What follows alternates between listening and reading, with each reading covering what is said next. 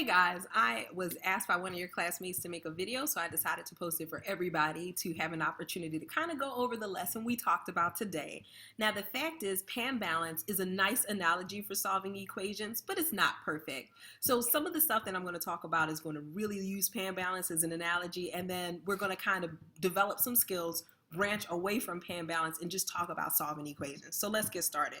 So the beginning of this, I'm going to look at most of the things that we did already. So if we look at example 1, if I were thinking about this as a Pam balance and I had 11 y's on one side with another number and then or another thing, I'm not even going to talk about whether it's chairs or chickens or whatever, but if I had 11 y's on one side and 9 y's on the other side, I know that I could take 9 y's off both sides. So my original equation, I'm starting off with 11y minus 4 is equal to 9y. And what I'm going to do is, like I just said, subtract 9y's from both sides of the equation. When I do that, my new equation looks different. So if I subtract 9y's over here, I'm left with 2y minus 4. Notice the 4 is not affected because I'm just removing the 9y's. And then on this side, I have 0. There's nothing left. And now the question is, how can I get y by herself? What can I do to isolate this variable? And this can be a little tricky. What I do is I'm thinking about this variable, I want to isolate it, and I'm looking at the two things that are bothering it. At this time, it's 2 and 4. I like to talk about getting rid of the number that is furthest away from y. That's one way of looking at this. Another way of looking at this is like undoing PEMDAS. So I'm doing PEMDAS in reverse. So I'm going to get rid of subtraction before I'm going to deal with this multiplication. Anyhow you take it, this is kind of like a united term. I'm first going to get rid of this minus 4. So when I get rid of something, I have to do the opposite of what it is doing. So here this 4 is being subtracted from this term 2y. So the opposite of subtracting 4 is adding. So to undo this minus 4, I'm going to add 4. But what I do to one side, I've got to do to the other. So I'm adding 4 to both sides.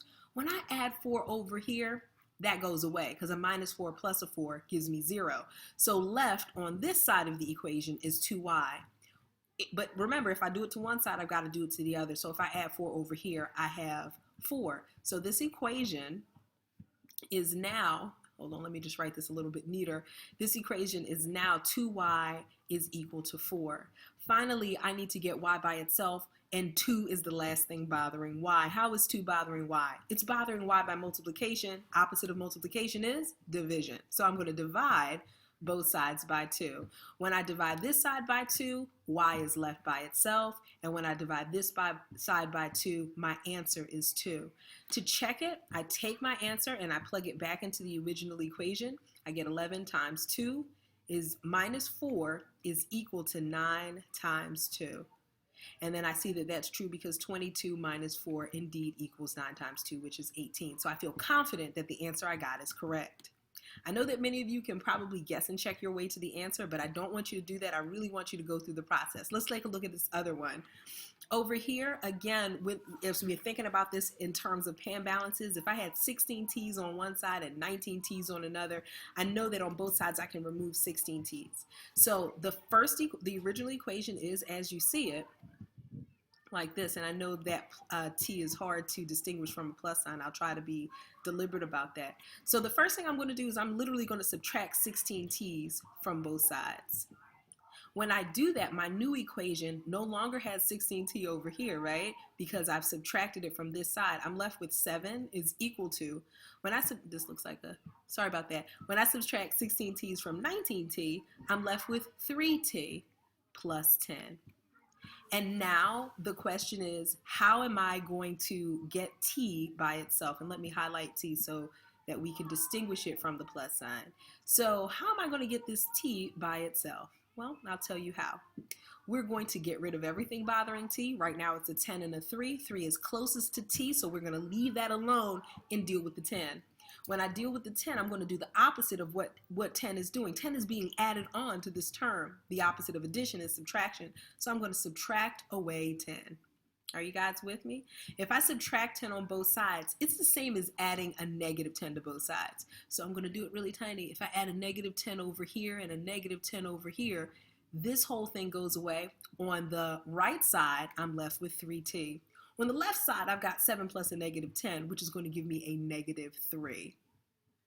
Pause it, think about it if you need to. If you said, but wait a minute, Dion, you said we were subtracting 10. We are. 7 minus 10, keep change, is really 7 plus a negative 3. If you think about it, it'll make good sense. I'm going to erase some of the extraneous markings that I have here just so I have some space to really consider this new equation.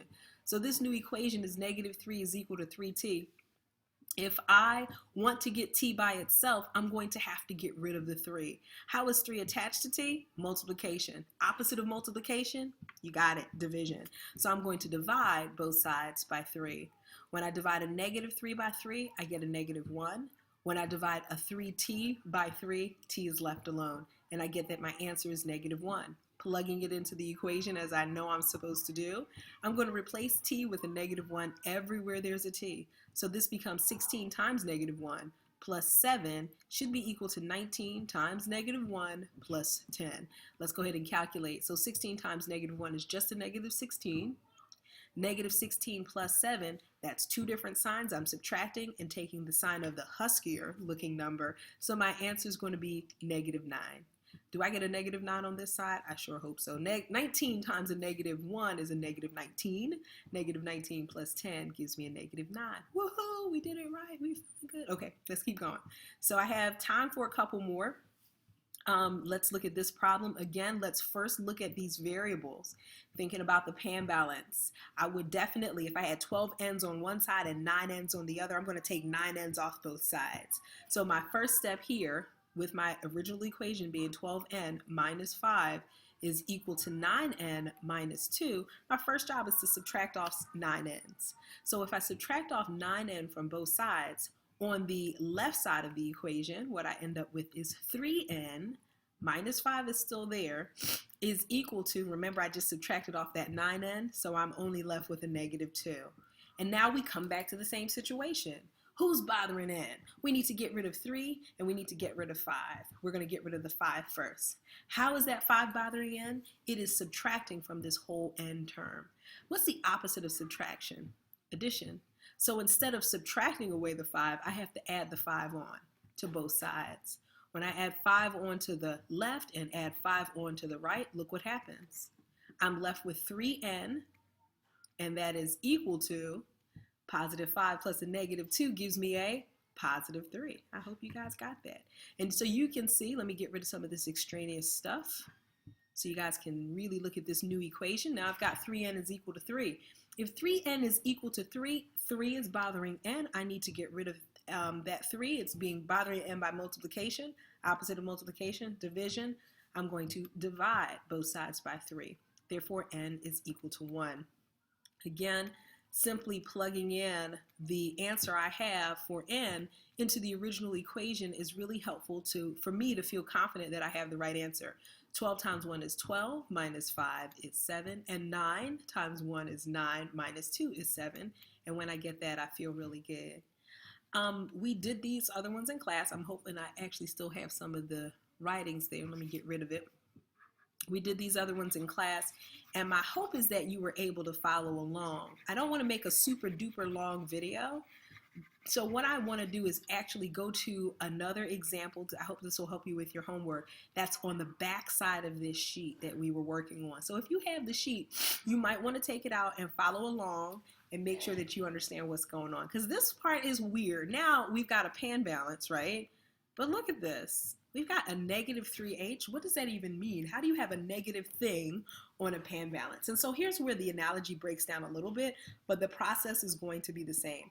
We want, in essence, to get rid of the h's on one side and make sure that they're all on the other side. We want to get rid of the variable on one side. Let's go ahead and look. So if you look back here, the first step we did, anytime we had like number 2, what we did is we got rid of the variables on one side, so we just had variables on one side of the equation, on the other side. We did it over here. We subtracted 9n, and when we did that, boom, we only had a variable term on one side of the equation. And we can go back through and we can see that's what happened. So we Even in a situation like this, when it doesn't really fit the analogy of the pan balance, we want to do the same thing. So the question is, what can I do to get rid of, let's say, negative 3h? So that, what can I do to this side of the equation to get rid of the negative 3h? Well, what I can do, I can add on 3h, all right? So what I'm going to suggest is to add 3h to both sides. Let's see, and I know this doesn't feel right because it's kind of this weird nebulous thing that doesn't really relate to pan balances anymore, but let's check out what happens. If I add 3h to both sides, I get the thing that I wanted to happen. The 3h's are gone from one side of the equation. There are no h's on one side. And so if I add it to the other side, I'm left with 8h on the right side. So my new equation, after adding 3h to both sides, is 8 is equal to 8h plus 1. All right? 8 is equal to 8h plus 1. Now, the next thing I need to do is the same thing that I've been doing. I've been trying to figure out how to isolate the variable. I still need h by itself. I still do. So we're going to do what we got to do. We need to get rid of 8 and 1.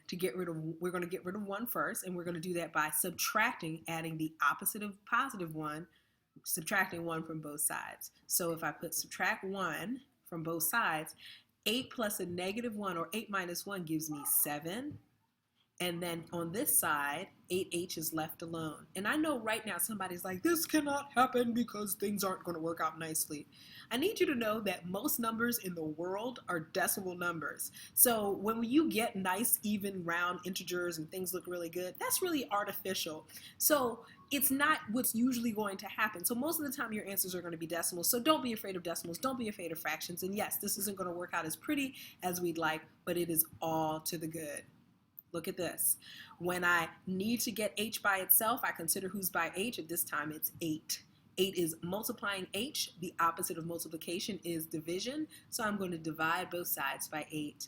When I do that, I have 7 over 8 is equal to h. And that is indeed my answer. You want to check it? Don't be afraid. We can do it.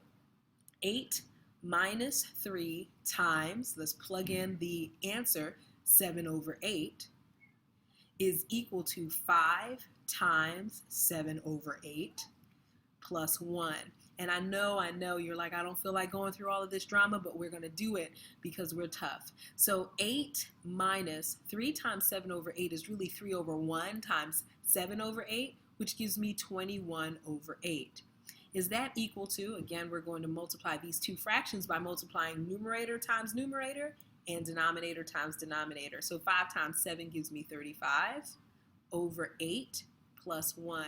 Here's the deal, guys. I am not going to change these improper fractions into mixed number because honestly, it's easier for me to deal with and do the math without doing that. So instead of changing these into mixed numbers, what I'm going to do is change these guys into improper fractions with denominators of 8. So 8 would become 64 over 8. Minus 21 over 8 is equal to 35 over 8, and the number 1 will become 8 over 8. So now the last thing I need to do is just to check to see if this is equivalent. So 64 minus 21 gives me 43. So this becomes 43 eighths. 35 plus 8 is 43. So this is 43 eighths. I know it wasn't fun. I know it wasn't what we wanted to do on a Friday afternoon, but we did it and we got it done. The answer is 7/8. Let's talk about this problem again. First of all, we came to the problem and we realized that it doesn't really fit the analogy of the pan balance. Then we said, okay, well, basically we looked at the other problems and we said, well, listen, generally what we do, the first step gets it so that I only have variables on one side. What side can I eliminate my variables on? I decided to get rid of my minus 3h, which is my variable term. I did that by doing the opposite. But I got to remember in algebra, what I do to one side, I've got to do to the other. It's like the law of pan balance, right? So I added 3h to both sides.